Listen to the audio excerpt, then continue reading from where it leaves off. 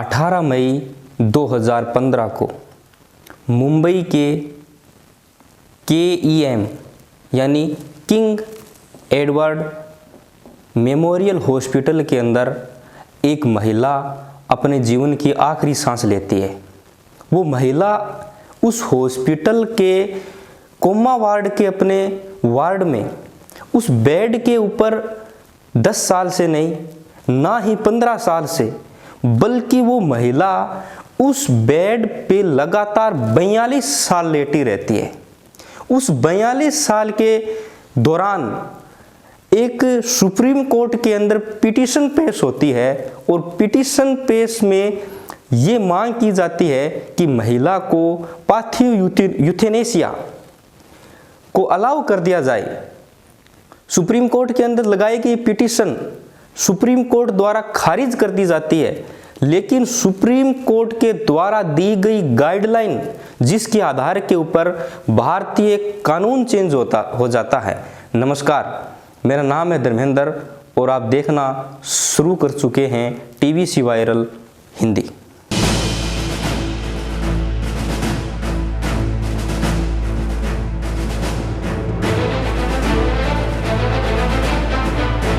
मुंबई के KEM hospital के अंदर एक लड़की जो नर्स के पद पे कार्यरत होती है, उस दौरान उस लड़की की उम्र महज 25 साल रही होगी। उस लड़की की लाइफ उस लड़की के अकॉर्डिंग चल रही होती है। जैसा अपनी लाइफ के अंदर वो लड़की चाहती थी, वैसी ही उसकी लाइफ चल रही होती है। मुंबई के उसी हॉस्पिटल के एक डॉक्टर के साथ उसकी अंगेज मैरिज हो जाती है। किसी भी लड़की के लिए पहले लाइफ के अंदर सेट होना, उसके बाद उसकी इच्छा के अनुसार उसको जीवन साथी मिलना किसी भी लड़की के लिए एक बहुत बड़ी बात होती है। लेकिन उस लड़की का नाम था अरुणा शाहनबाग। लेकिन उस लड़की को यह अंदाजा नहीं था कि अपने नीचे काम करने वाले किसी इंसान को गलत काम करने के लिए डांटना इतना खतरनाक साबित हो सकता है। एक दिन वो महिला यानी 17 नवंबर 1973 के दिन वो महिला अपनी ड्यूटी को ऑफ कर चेंजिंग रूम में अपनी ड्रेस चेंज कर रही होती है।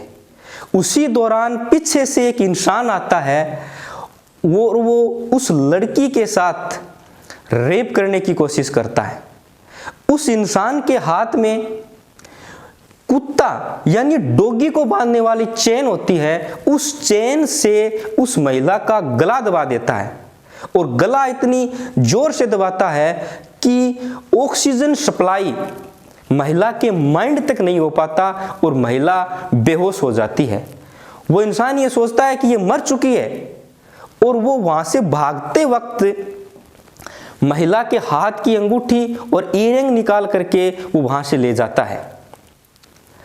उसके बाद उसी हॉस्पिटल के स्टाफ के किसी इंसान ने उस लड़की को उसी हालात में उस चेंजिंग रूम में देखता है तो वो भी यही सोचता है कि अरुणा मर चुकी है। लेकिन मेडिकल के बाद पता चला कि अरुणा अभी तक मरी नहीं है। अरुणा कोमा में चली जाती है और लगभग नहीं बल्कि करीबन 42 साल कोमा में रहती है। इस 42 साल के दौरान समय आया 2011 का। 2011 में एक पिंकी वीरानी नाम की एक महिला वो सुप्रीम कोर्ट के अंदर संविधान के आर्टिकल 32 के तहत एक पिटीशन पेश करती है। पिटीशन के अंदर वो अरुणा शाहनबाग के लिए पार्थिव यूथेनेसिया यानी इच्छा मृत्यु की गुहार लगाती है।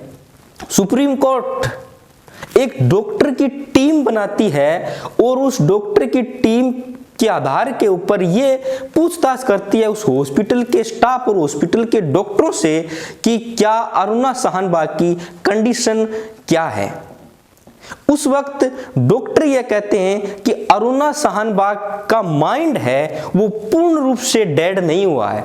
जब उसके वार्ड में भीड़ इकट्ठा होती है तो वो खुश होती है, लेकिन जब वो अकेली होती है तो वो घबरा जाती है।